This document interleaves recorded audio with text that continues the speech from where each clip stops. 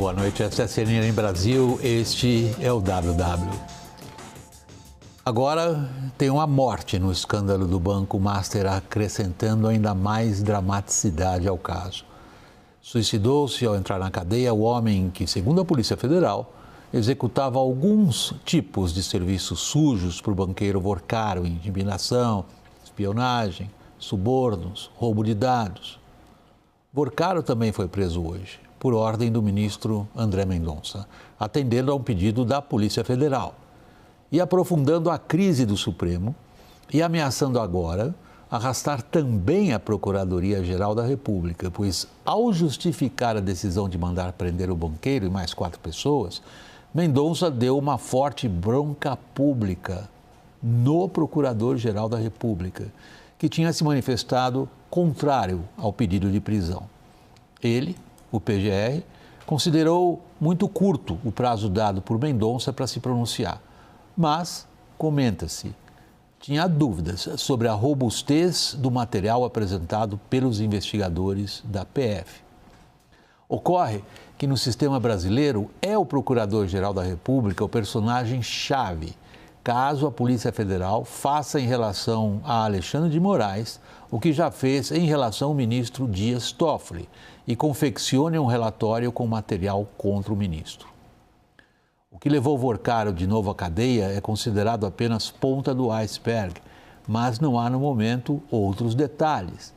Mesmo assim, o veneno já é bem forte. Contaminou as entranhas do STF, solidificou suspeitas mútuas entre alas do Ministério Público e alas do Supremo e aumentou o já enorme suspense sobre o que a Polícia Federal, afinal, tem consigo. O ministro André Mendonça tem profundas convicções religiosas e encara a relatoria do escândalo do Master como uma espécie de missão. Por muitos motivos diferentes. Está todo mundo rezando. A guerra do Irã é outro assunto nesta edição. Vamos antes aos participantes da nossa roda nesse momento. Agradeço ao senador Alessandro Vieira, do MDB de Sergipe, relator da CPI do crime organizado, à disposição de fazer parte do programa. E boa noite, senador. Boa noite, é um prazer estar com vocês, William e equipe.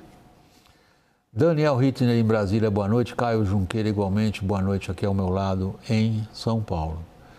O dono do Banco Master, Daniel Vorcaro, voltou para a prisão nesta quarta-feira. A ordem do ministro do STF, André Mendonça, veio após a Polícia Federal apontar a existência de uma espécie de milícia ligada a Vorcaro para atacar e intimidar críticos, adversários, entre eles jornalistas. O líder desse grupo, Felipe Mourão, morreu há pouco em um hospital em Minas Gerais, após, segundo a polícia, ter atentado contra a própria vida quando estava preso. A reportagem de Thaísa de Medeiros, de Brasília. A decisão que levou Vorcaro de volta à prisão mostra a relação do dono do Banco Master com um grupo chamado A Turma. As investigações apontam que, sob a articulação de Felipe Mourão, o sicário, o grupo recebia até R$1 milhão por mês de Vorcaro. Os pagamentos seriam operacionalizados pelo cunhado do dono do Master e pastor da Igreja Lagoinha, Fabiano Zetel. O grupo atuava constrangendo jornalistas e pessoas que Vorcaro considerava desafetos. Para alcançar esse fim, a turma realizava ações de monitoramento, coleta clandestina de dados em sistemas sigilosos e atos de intimidação. Em uma troca de mensagens, Mourão conversa com Vorcaro sobre o jornalista Lauro Jardim, do jornal O Globo, devido à publicação de notícias que contrariavam os interesses do dono do Master.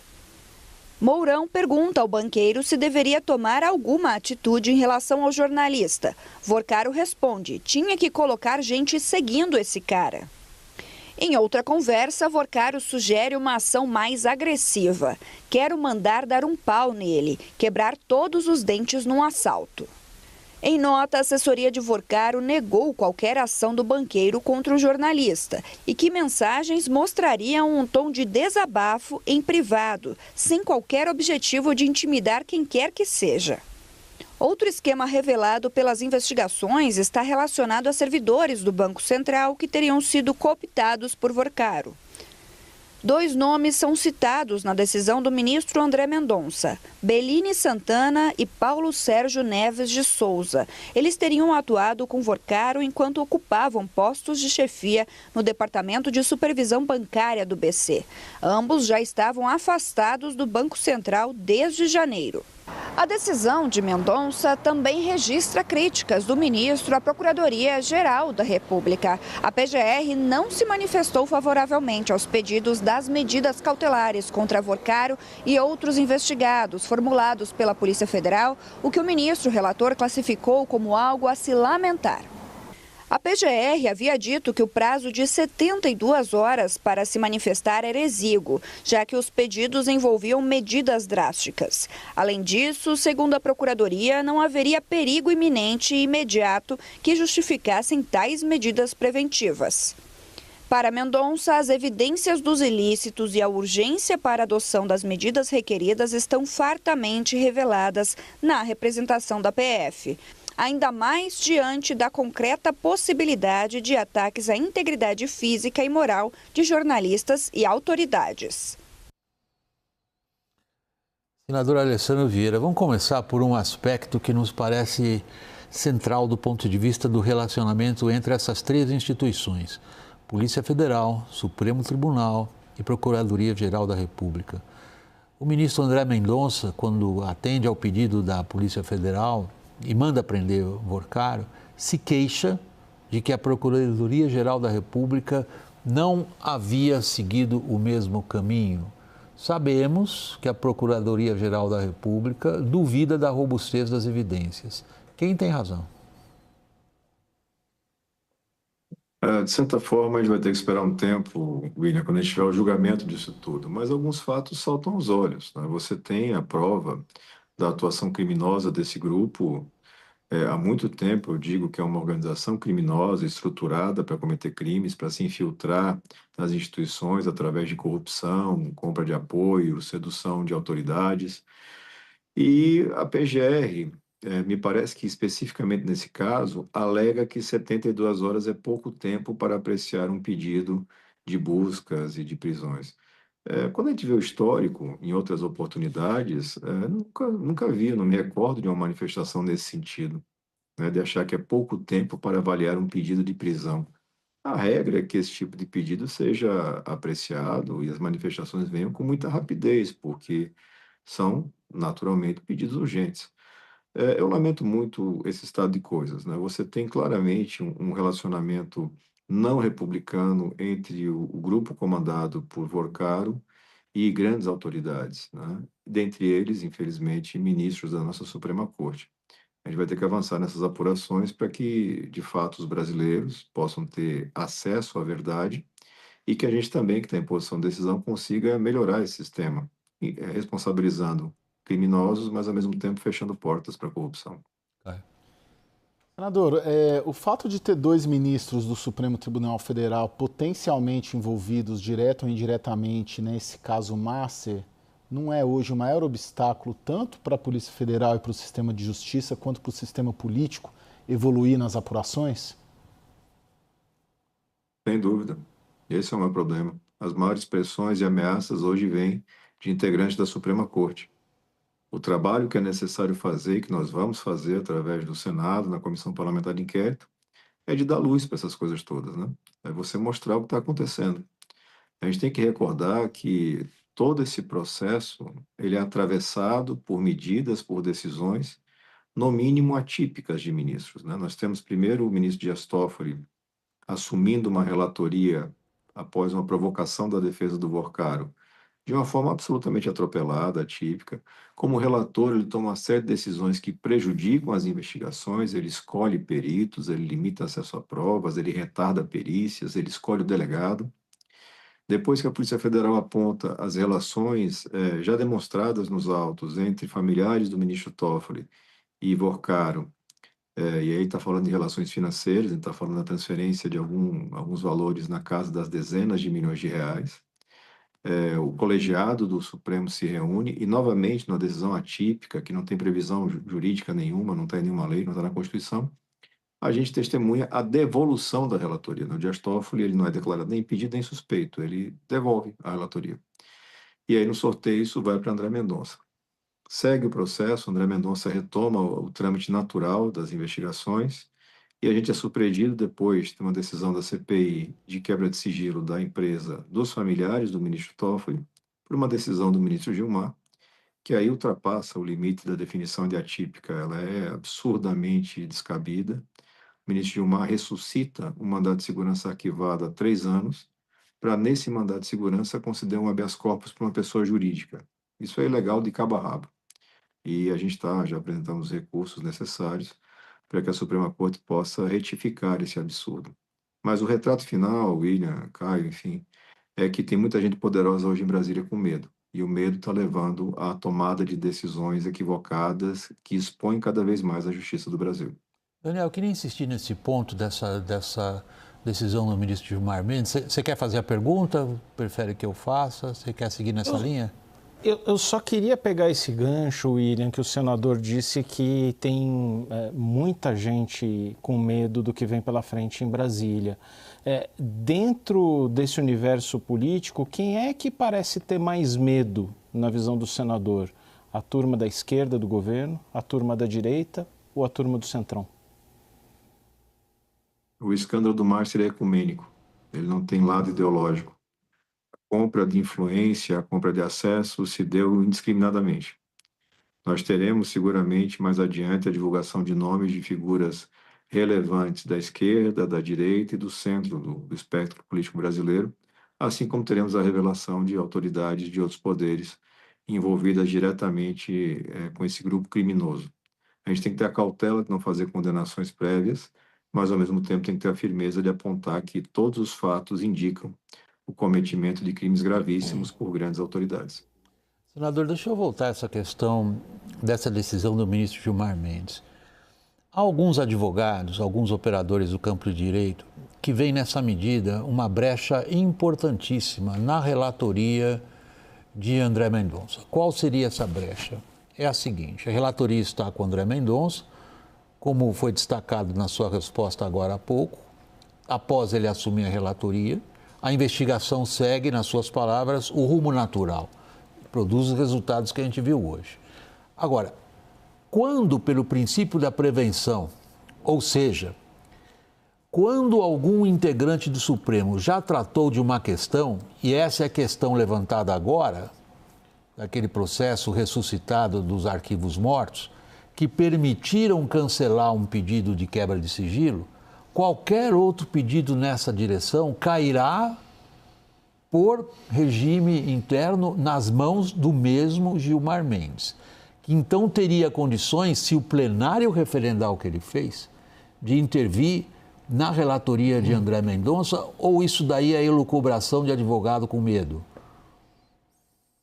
Não, de fato você teve, usando uma expressão popular, para quem acompanha a gente entender, o ministro Gilmar Mendes sequestrou a relatoria. E a gente tem que resgatar o refém.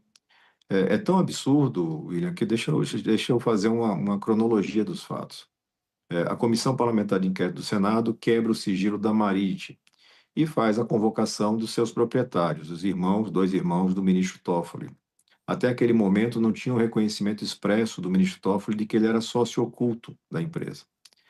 Mas, enfim, convocamos os dois irmãos, quebramos o sigilo da empresa.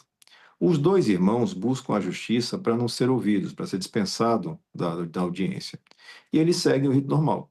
Eles apresentam a petição, habeas corpus, ao ministro relator, que é o ministro André Mendonça. O ministro André Mendonça, inclusive, concede o direito deles não comparecerem porque seriam investigados. Então, tem direito de mentir, de ficar calado, poderiam não comparecer.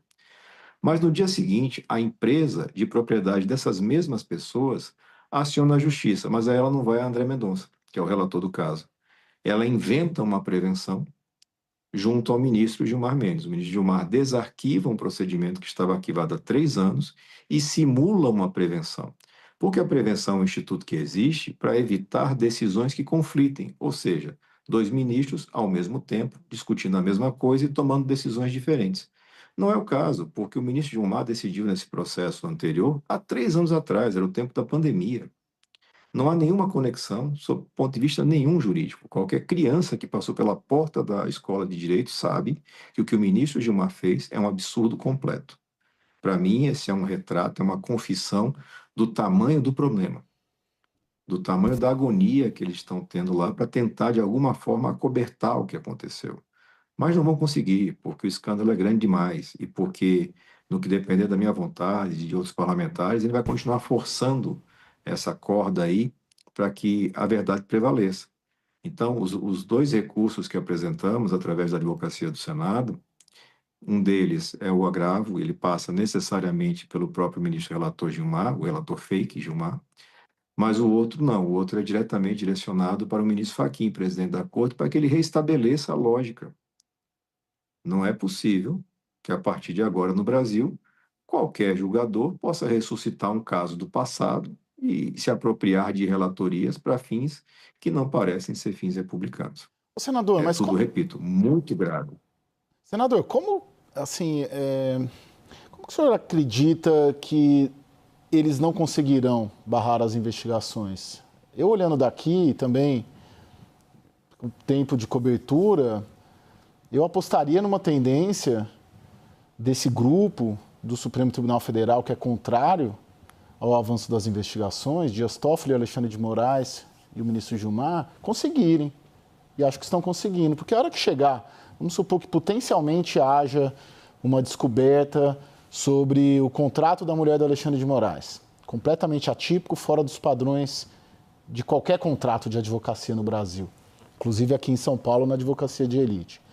Quando se chegar perto do Dias Toffoli, os pagamentos da Maridic para ele, para mim está muito claro que vai ter algum tipo de freio de arrumação nisso.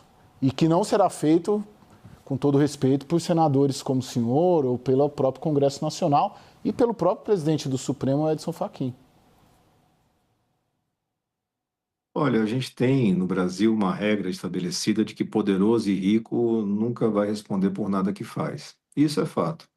Mas, ao mesmo tempo, a gente tem que pressionar essa linha histórica para que se chegue finalmente a uma apuração. E, no momento específico, a gente tem uma configuração que talvez nos permita esse avanço. Ninguém vai conseguir esconder o escândalo. Ninguém vai conseguir esconder essas relações. Porque elas estão vazando por diversas pontas. Você tem investigação em andamento no Banco Central, no Tribunal de Contas, no Senado, você tem na Polícia Federal. E os dados estão surgindo em volume impressionante. Uma coisa ostensiva. Então, na medida em que isso vai tendo visibilidade, você vai forçando o sistema a construir soluções. As soluções colocadas de pé até o momento, que foi primeiro a relatoria típica do Toffoli, ela foi derrubada no momento em que a polícia deu visibilidade à relação do Toffoli com o Banco Master. Então, agora nós temos uma nova batalha, que é essa decisão do ministro Gilmar Mendes, totalmente equivocada, insustentável juridicamente, que vai ser confrontada. E aí, Caio, tem um momento que cada um se confronta com a sua biografia. As pessoas vão ter que colocar sua digital. Quem pensa sempre em abafar escândalos, normalmente prefere o escurinho ali dos gabinetes. E essa batalha vai se dar à luz do dia. As pessoas vão estar acompanhando, através da imprensa profissional, através do trabalho do parlamento, o que está acontecendo. E o julgamento final, e esse talvez seja um ponto que as pessoas não estão observando, o julgamento final da conduta eventualmente criminosa de ministros, ele não vai ocorrer lá na Suprema Corte, ele vai ocorrer aqui no Senado. É um julgamento jurídico-político. Então, são campos de batalha diferentes que se conectam. O nosso arranjo constitucional exige esse equilíbrio de forças, então um fiscaliza o outro, um eventualmente corrige os erros do outro. E o Senado tem apenas 2 séculos de omissão. Talvez tenha chegado a hora, ele vai trabalhar para isso, talvez tenha chegado a hora de romper essa omissão. Daniel. Senador, hoje com a prisão, nova prisão do Daniel Vorcaro e o envolvimento de parentes dele, inclusive do pai, cresceu muito a especulação em torno de uma delação premiada do banqueiro. Agora, se você vai observar ali a Lei 12.850 de 2013, que estabelece o mecanismo da colaboração premiada, esse instituto é vedado para chefes de organizações criminosas. Daria para enquadrar Daniel Vorcaro de uma outra forma ou, por tudo que vimos até agora, já se configura uma situação em que ele pode ser encarado como chefe de uma organização criminosa, portanto, não apto a fazer uma colaboração premiada? Eu tenho que ter a cautela de não antecipar avaliações sobre documentos, dados que não estão ainda públicos, né? Mas me parece evidente que sim, Daniel Boccaro é o líder desta quadrilha, desta organização criminosa, mas ao mesmo tempo também é claro que ele tem profundo conhecimento sobre a atuação de outras organizações criminosas, outros braços criminosos que a gente verifica atuando, especialmente no poder público. Então, ele detém uma série de informações relevantes que podem ser avaliadas, e aí uma construção junto à polícia, o Ministério Público e depois uma homologação pela Justiça, mas sem dúvida nenhuma ele tem contribuições a dar que podem resultar em algum benefício processual para ele. Mas a boa notícia para os brasileiros é que você tem fonte de informação já disponível, com o que foi operacionalizado de investigação até agora e o que será em breve, provavelmente mais do que suficiente para identificar toda essa ramificação. É muito dinheiro. Esse dinheiro não fica escondido debaixo do colchão, esse dinheiro circulou por fundos, por fintechs, ele fez todo um processo de lavagem que é mapeável, é rastreável. Então, essa informação não está isolada em um lugar que alguém possa dar uma canetada e trancar tudo. Isso está em vários procedimentos espalhados aí pela investigação e a gente tem expectativa positiva de que isso venha à tona. Aí a gente possa ter efetivamente a condenação, a identificação, processamento e condenação das grandes figuras responsáveis por tanto crime. A gente tem que lembrar que a gente fala muito de números e as pessoas despersonalizam, mas o que o grupo criminoso do Vorcaro fez foi roubar dinheiro do público em geral, né? Ele roubou dinheiro do povo aqui do Distrito Federal, ele roubou dinheiro de fundo de pensão, de investidores, diversos milhares de investidores, e essas pessoas, elas precisam de uma resposta e de uma reparação. Senador Alessandro Vieira, a sua definição do banqueiro e o que ele montou como uma organização criminosa lhe dá o objeto da CPI, investigação do crime organizado. Objeto esse que lhe foi negado em algumas decisões do STF, dizendo que não podem requerer o que estão requerendo porque isso está fora do objeto deles. Então isso resolve um problema para o seu lado. Agora, ocupando-se da questão, como está evidente na sua resposta que é a sua intenção, como vai ser investigada essa morte hoje?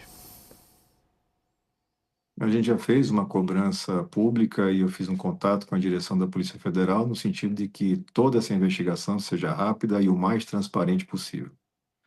É um fato grave quando qualquer custodiado pelo Estado comete suicídio. A gente tem que ter clareza, transparência para que as pessoas compreendam o que aconteceu. Era um arquivo vivo, era uma figura importante dessa engrenagem criminosa. A gente vai ter que acompanhar isso com muito cuidado, porque é mais uma demonstração do tamanho daquilo que a gente está enfrentando.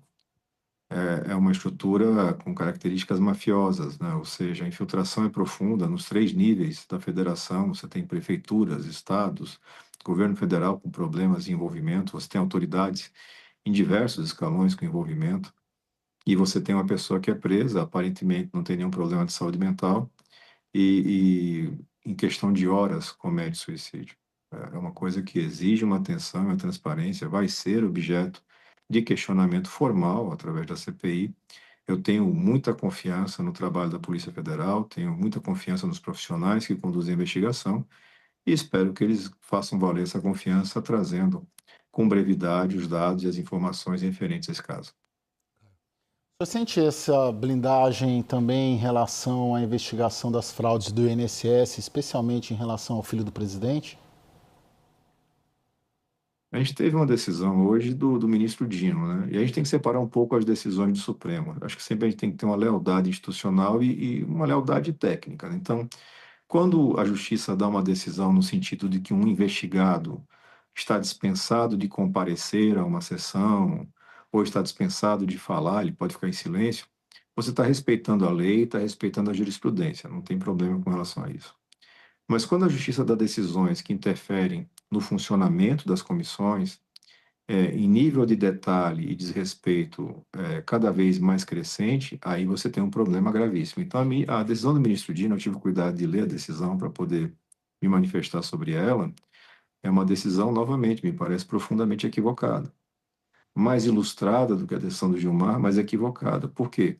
Porque o fundamento do ministro Dino para desconstituir uma decisão soberana do Senado, do Congresso Nacional, a CPI mista, é alegar que o processo de votação, o rito de votação, não corresponde àquele que ele acha adequado. Mas esse achar dele está na cabeça dele, não está na Constituição, não está na lei, não está no regimento, não está em lugar nenhum. Ele questiona a votação em bloco. Porque, veja, quando você fala de quebras de sigilo, qualquer medida cautelar relevante, você tem que ter a fundamentação, você tem que ter a individualização. Eu não posso fazer uma quebra de sigilos no atacado, por exemplo. Eu faço uma lista com centenas de nomes e aprovo a quebra daquela centena. Não posso. A justiça já definiu e a lei também veda isso. Mas no caso específico, o que foi feito foi a votação de requerimentos individualizados em bloco.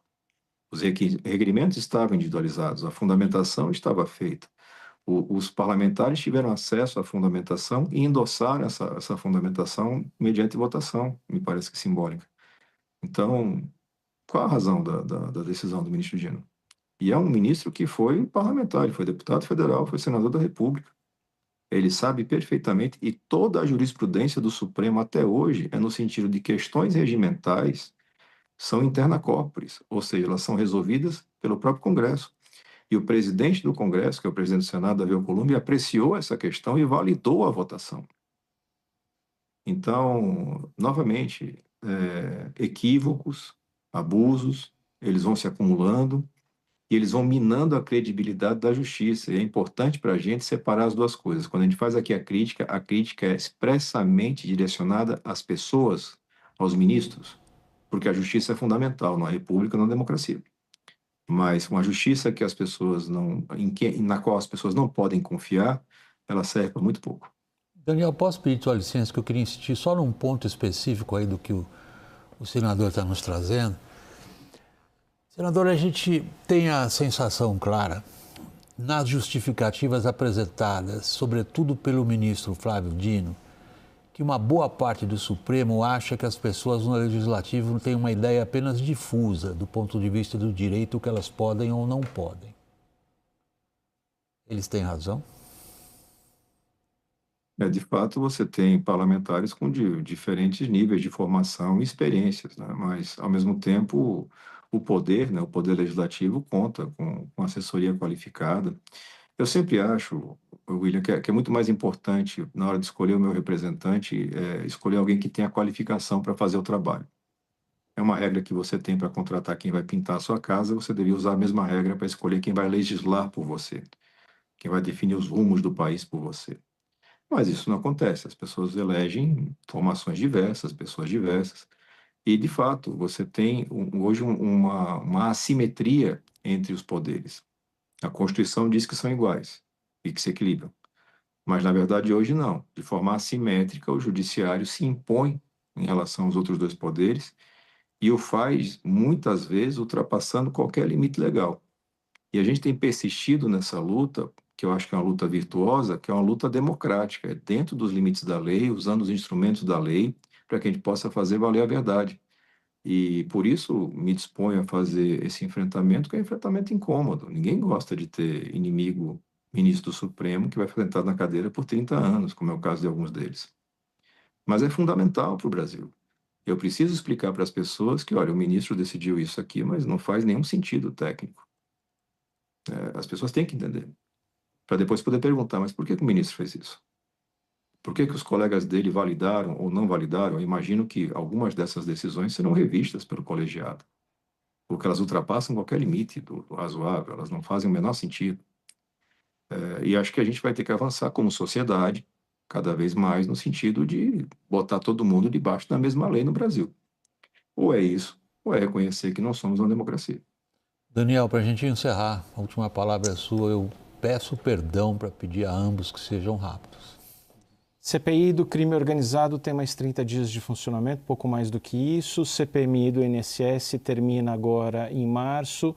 CPMI do caso Master não está saindo. O Congresso vai se municiar como de elementos para continuar investigando esse caso? Eu imagino que CPIs em andamento terão pedidos de prorrogação do seu funcionamento e a hipótese de instalação de uma nova CPI não pode ser descartada se ela for necessária. Eu sempre acho que a gente tem que tentar utilizar as ferramentas até o limite, né, técnico que elas podem prestar. E acredito que essas CPIs têm um papel muito importante para a sociedade brasileira, para a nossa evolução, e vamos trabalhar para que isso aconteça. Mas não se encerra aqui, a gente tem instrumentos e armas para continuar nessa luta por bastante tempo. Senador Alessandro Vieira, do MDB do Sergipe, relator da CPI do crime organizado, obrigado pela disposição de fazer parte do nosso programa e boa noite, senador. Boa noite. Igualmente, Daniel e Caio, obrigado. A gente vai trocar completamente de assunto. Boa noite a ambos os meus colegas e até amanhã. A gente vai para o intervalo. Na volta, guerra no Irã é o nosso assunto. Até já.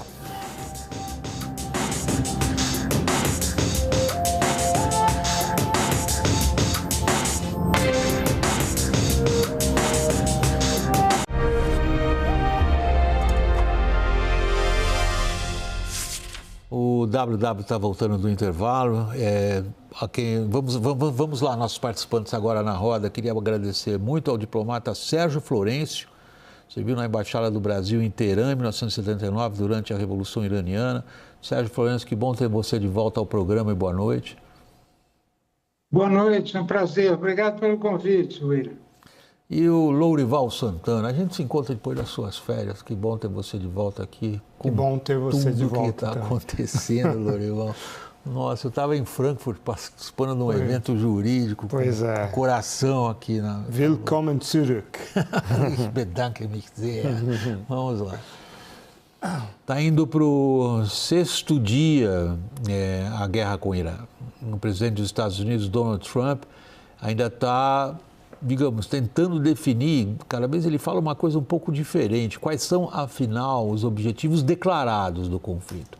Enquanto isso, forças israelenses e americanas estão ampliando consideravelmente as operações militares na região. Confira.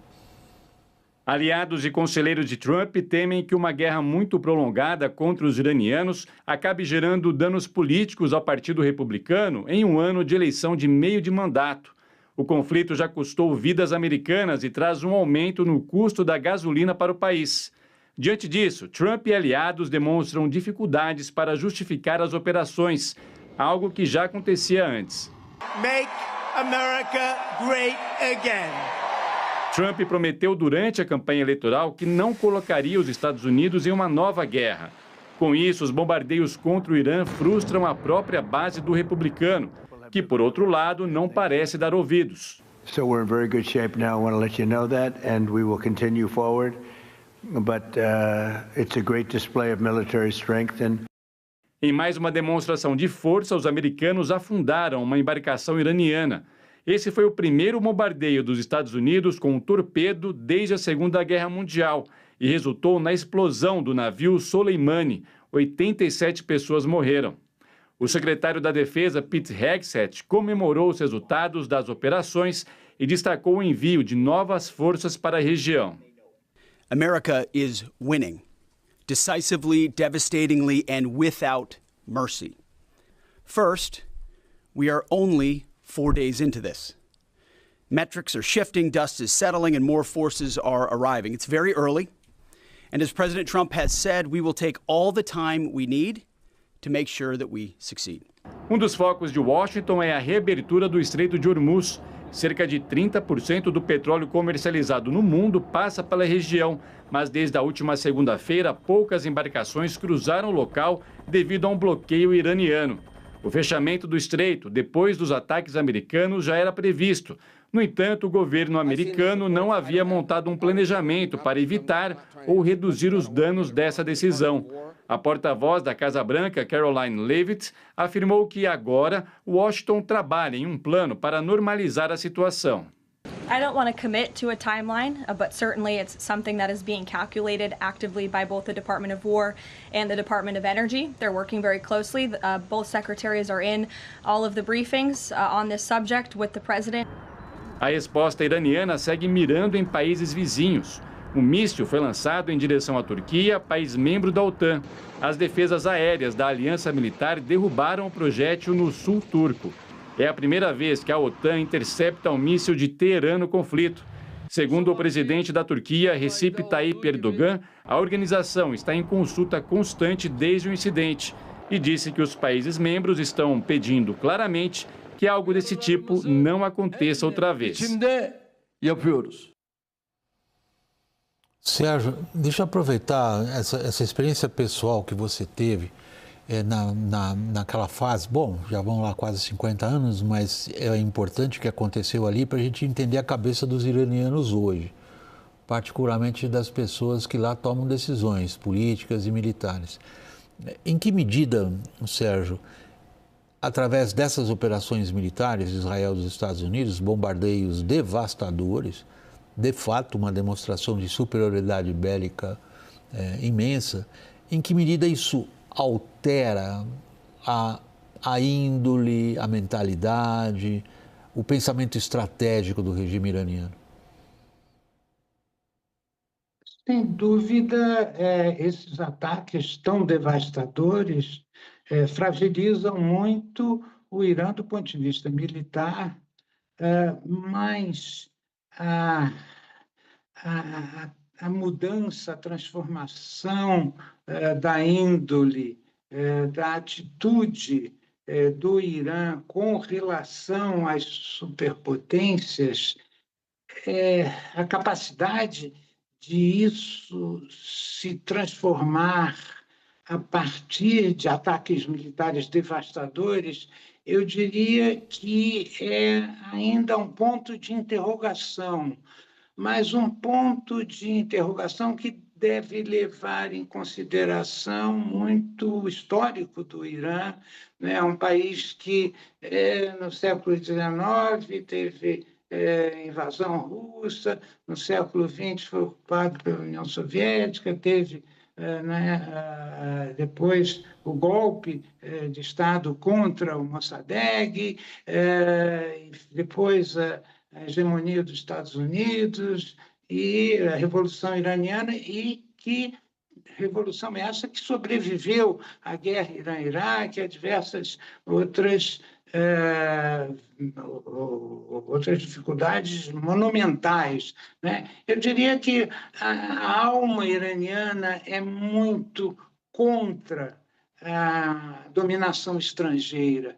Eu acho que isso é o fulcro da identidade iraniana. Certamente, a fragilização do regime terá um efeito sobre uma enorme parcela da população que hostiliza o regime atual, que talvez tenha apoio de 15%, 20% da população. Mas, indo diretamente à sua pergunta, eu diria que a alma iraniana ainda valoriza a identidade iraniana, a cultura iraniana e uma hostilidade, seja ao leste ou ao oeste. Dorival, a gente parece ter, quando houve pronunciamentos do governo israelense, uma ideia mais clara de qual é o objetivo a ser atingido, é acabar com o Irã como potência militar na região.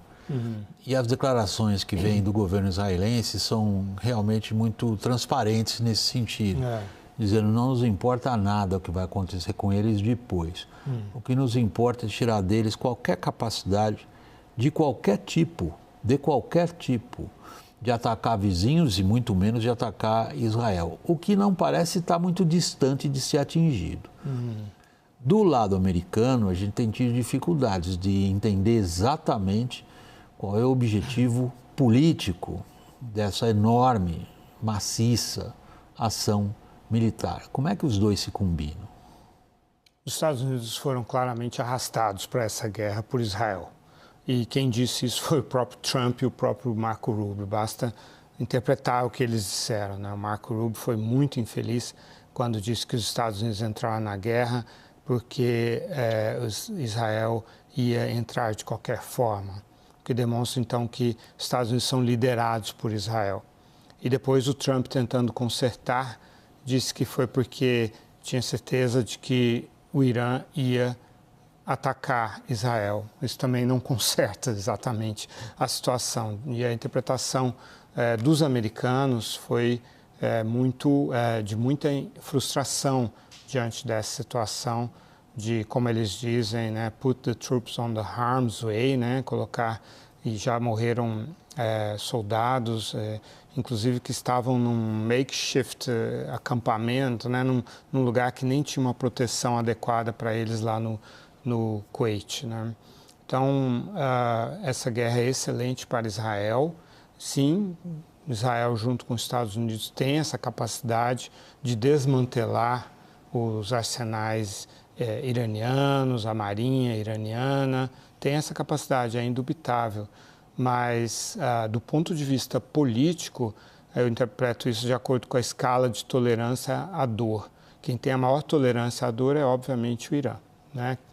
E depois, nessa escala, Israel, e depois Estados Unidos e, finalmente, as monarquias árabes do Golfo, que têm zero tolerância à dor. Eu vou entrar no assunto das monarquias já.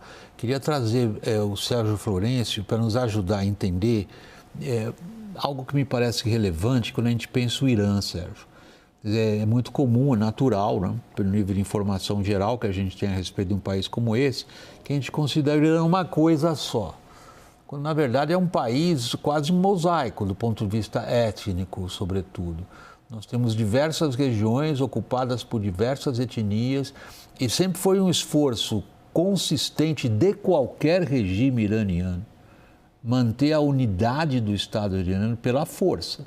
Agora vem a CIA e diz que vai fomentar uma revolta de curdos, que ocupam uma parte relevante do Irã em fronteira com a Síria, em fronteira com o Iraque, no chamado Kurdistão.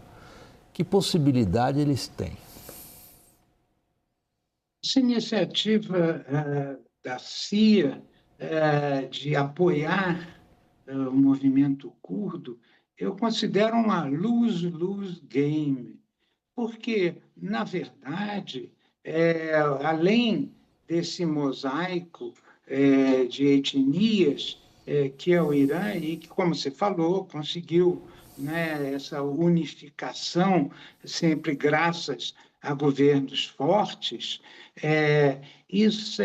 essa unificação ela está questionada hoje não só pela diversidade étnica que você ressaltou, mas também pela divisão do país, né, entre uma classe média, uma sociedade civil muito vibrante e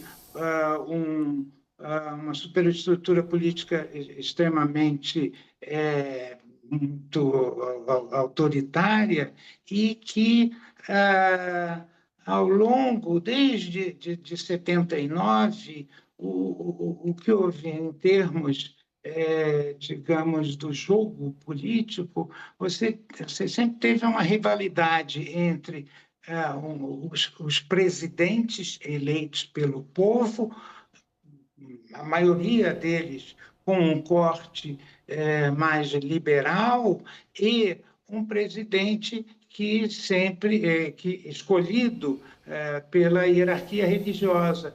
Então, você teve esse jogo dicotômico e, ao longo dos anos, você teve vários governos, né, Bazargan, Rafsanjani, Khatami, Rouhani, todos esses de corte liberal e que procuravam posições mais moderadas, mais integradoras da sociedade, e, do outro lado, o líder supremo, escolhido pelo clero, sempre, digamos, impedindo que essa evolução mais liberal da sociedade iraniana prevalecesse. E, digamos, a comprovação disso é que os dois únicos presidentes que tiveram uma forte identidade com o líder supremo foram dois, Ahmadinejad e Raisi, que todos dois eleitos por fraude. Ou seja, o que eu quero dizer com isso é que a sociedade iraniana ela tem um movimento de transformação liberal que não é desprezível, mas ele é bloqueado sempre pelo clero religioso e, mais ainda, pelos guardas revolucionários, né? Então, o que ocorre hoje é que, com a fragilização do Irã, né, do ponto de vista geopolítico, com a perda dos proxies, né, do Hamas, do Hezbollah, dos Houthis, das influências das milícias na Síria e no Iraque, e com as evidentes derrotas do país, né, com o ataque às instalações nucleares, essa fragilização ela cria uma janela de oportunidade para essa classe média que tentou várias vezes, né, transformar o sistema político e que sempre esbarrou, né, por oposição do clero. Deixa eu pegar esse ponto. Dos vários revolucionários. Deixa eu pegar exatamente esse ponto. Se é uma janela de oportunidade para uma transformação radical, a gente pode pensar em qualquer cenário. Os israelenses deixaram claro, se aquele cenário for um cenário de desintegração do país, pouco nos interessa, contanto que eles só consigam atacar a gente com estilingue, se for o caso. Agora, do ponto de vista dos americanos, superpotência com interesses por toda parte, deveria parecer razoavelmente claro que caos e desintegração de potências com a localização geopolítica do Irã causam maiores problemas ainda. Imagina o que está na cabeça das monarquias no Golfo, que conseguiram ser uma espécie de dobradiça para o futuro, para até, pelo gás, né? Energia razoavelmente mais limpa que as outras, como polos de turismo, como polos de atração financeira, inovação, como polos de diplomacia entre os blocos, vendo isso se arrebentar ao lado deles. Pois é, e esse é o objetivo exatamente do Irã, né? Desfazer, cobrar esse alto custo dessa guerra. Você se lembra que depois da invasão de 2003 do Iraque, foram 20 anos, 2 décadas em que essas monarquias usufruíram de uma estabilidade, uma segurança, uma prosperidade e até uma certa tentativa de projetar poder brando, sofisticação, reformas na Arábia Saudita, mais direitos para as mulheres, assim por diante, eventos esportivos extremamente relevantes, tudo isso para projetar esse poder brando e se vender como um lugar que pode haver investimentos e que pode investir também em várias partes do mundo, enquanto que o Levante pegava fogo. Síria, Iraque, Palestina, Israel, Líbano, com guerras e tal, né? Primavera Árabe e assim por diante. E foi tudo isso que se desfez com essa campanha. É intrigante que uma apuração do Washington Post, que ouviu 4 fontes, acredito que do governo americano, que disseram que o Mohammed bin Salman, o príncipe herdeiro da Arábia Saudita, foi quem mais insistiu com o Trump que fizesse essa campanha, né? Por considerar que o Irã realmente, esse regime precisa chegar a um fim para que aquela estabilidade da qual eu falava perdure.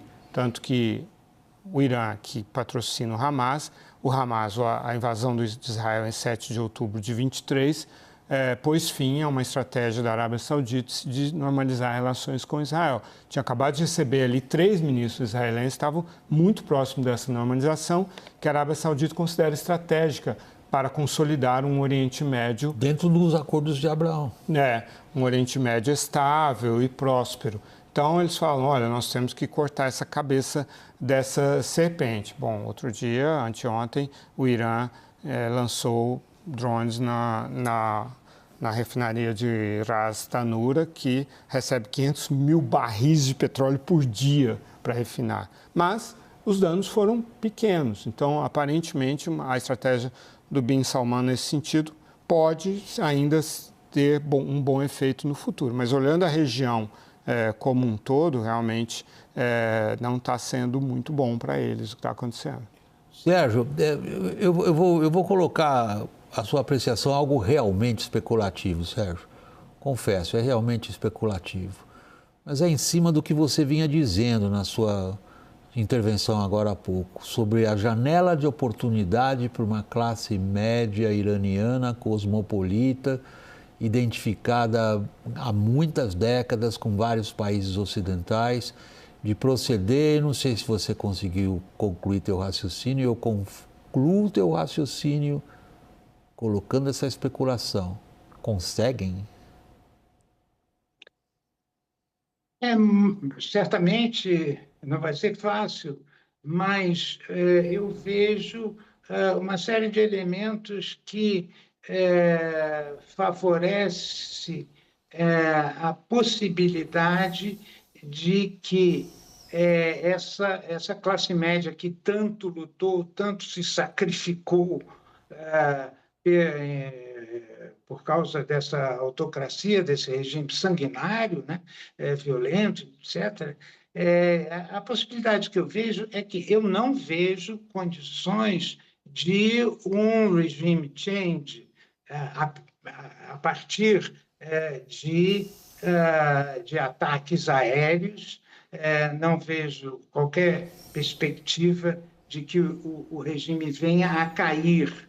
Mas, ao mesmo tempo, não interessa aos Estados Unidos um prolongamento desse conflito. Se não interessa aos Estados Unidos prolongar o conflito e ao Irã tampouco sofrer as consequências desses ataques, desses bombardeios, eu penso que, em algum momento, haverá um espaço para negociação. Obviamente, negociação que os Estados Unidos quer que ocorra a partir de um Irã extremamente fragilizado, mais ainda do que já está. Mas que interessa ao Irã preservar, sobretudo preservar o regime. E, chegando esse momento de negociação, eu penso que, de alguma forma, se abre uma janela de oportunidade para um regime não tanto ditatorial, não tanto sanguinário, de um regime que aceite uma moderação maior e onde os liberais que sempre tiveram representatividade, como na presidência da República, que eles possam ter um poder maior no país. Essa seria quase uma utopia, né, Sérgio? O outro cenário seria esse do qual nós estamos tratando, de uma desintegração. Deixa eu passar para o Lorival agora para encerrar o segmento. Lorival, todas essas situações recentes no Oriente Médio que resultaram na quebra, não só no Oriente Médio, hein? A gente tem que lembrar a Iugoslávia. Todas essas situações de um Estado nacional que se parte nas suas partes constituintes, sobretudo nas suas minorias étnicas ou em determinadas divisões religiosas, em todas elas, alguém teve ou alguém foi puxado para aquele furacão para tentar impor algum mínimo de ordem. Os americanos não fizeram outra coisa no Afeganistão senão isso e devolveram para o Talibã, que derrubaram 20 anos antes. Tiveram que fazer isso, de certa forma, na Síria, no Iraque. Ou outra potência foi lá e fez. É diante desse cenário que nós estamos? E nos Balcãs também. Eu estive nos Balcãs agora em setembro, onde as repercussões disso ainda estão lá muito vivas, né? Essa responsabilidade, ela existe, por mais que o Trump ou o Netanyahu queiram escapar dela de forma retórica, mas o mundo inteiro vai cobrar essa responsabilidade. Nós não estamos falando de um país pequeno. O Irã é um país complexo, montanhoso, com 90 milhões de habitantes, rico em petróleo, né, com uma tradição milenar, uma cultura persa muito respeitada, o grande eixo do xiismo, né, da corrente xiita do Islã, enfim, com uma influência fortíssima, uma posição geográfica extremamente relevante entre a Ásia Central e o Oriente Médio, ali fazendo fronteira com a antiga União Soviética, enfim, com o Afeganistão, enfim, uma região extremamente delicada. Então, é isso que vai drenar as energias políticas do presidente Trump. Eu não sei se o presidente Trump tem noção do atoleiro em que ele se meteu. Eu acho que ele não tem nenhuma, mas a gente vai acompanhando. Eu queria agradecer ao diplomata Sérgio Florencio, ele serviu na Embaixada do Brasil em Teherã em 79, durante a Revolução Iraniana. Quando nos conhecemos lá, Sérgio, quantas memórias, hein? Muito obrigado pela participação aqui no programa e boa noite. Obrigado pelo convite a você, Lorival. Lorival, igualmente. Obrigado aqui, sempre ótimo tê-lo a bordo. Essa edição fica por aqui, pessoal. Boa noite, obrigado.